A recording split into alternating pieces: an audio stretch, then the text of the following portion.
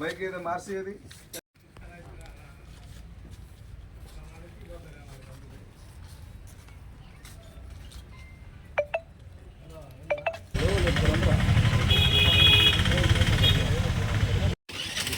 ఉందా ఉందా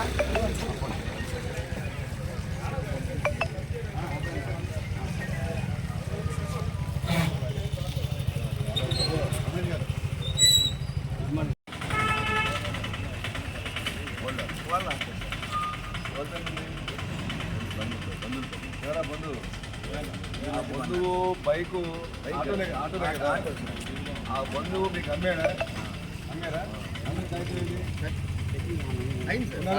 చెప్పాను అందరూ తొందరమ్మని చెప్పి వెళ్ళిపోతారు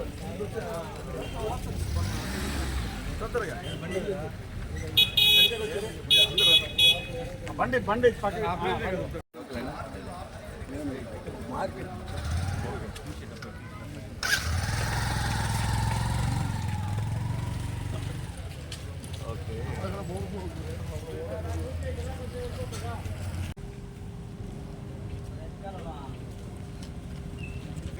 అన్ని స్టేషన్ ఓకే రవి లేట్గా వచ్చింది రవి ఎక్కడ రవిరా రవి కూడా మీతో పెట్టుకోండి ఇంకెవరు వచ్చారు లేట్గా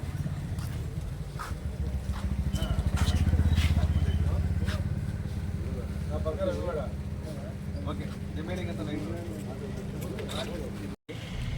మా ఉన్నతాధికారులకు ఉత్తర్వుల మేరకు ఈరోజు ఉదయం 5 గంటల నుంచి మా పోలీస్ స్టేషన్ సిబ్బందితో పాటు మా పై అధికారులు పంపించినటువంటి స్పెషల్ పార్టీ వాళ్ళతో మొత్తం సుమారు 50 మంది సిబ్బందితో 9 వీధులు ఉన్నటువంటి ఇస్లాంపేటలో కార్డన్ సెర్చ్ నిర్వహించడం జరిగినది.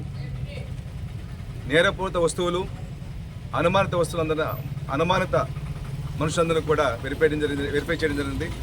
ఆ సందర్భంగా 13 బైకులు 2 ఆటోలు రికార్డ్స్ సరిగా లేనందువలన సీజ్ చేయడం జరిగింది.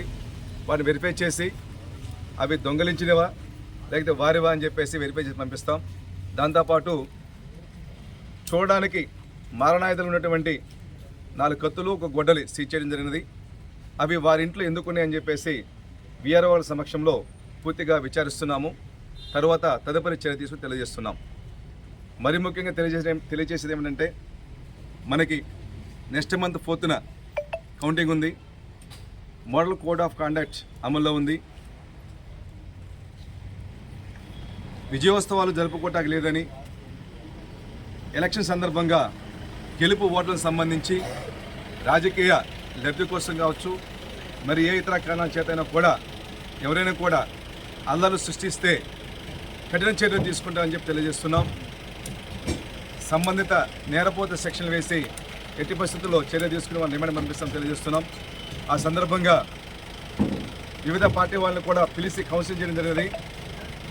చాలామంది మీద కూడా ముందు జాగ్రత్త చర్యగా శాంతి భద్రతలను అదుపులో చేయడానికి 107 సిఆర్పిసి కింద ఎంఆర్ఓ దగ్గర కూడా దాదాపు ఒక 70 మెంబర్స్ని బైండ్ అవుట్ చేయడం జరిగినది. అందరూ కూడా శాంతి భద్రత సహకరించాలని ఎలక్షన్కి ఎటువంటి అల్లరి చేయకూడదని చెప్పేసి మా ఓటాపట్నం పోలీస్ స్టేషన్ నుంచి కోరుకుంటున్నాం. Thank you.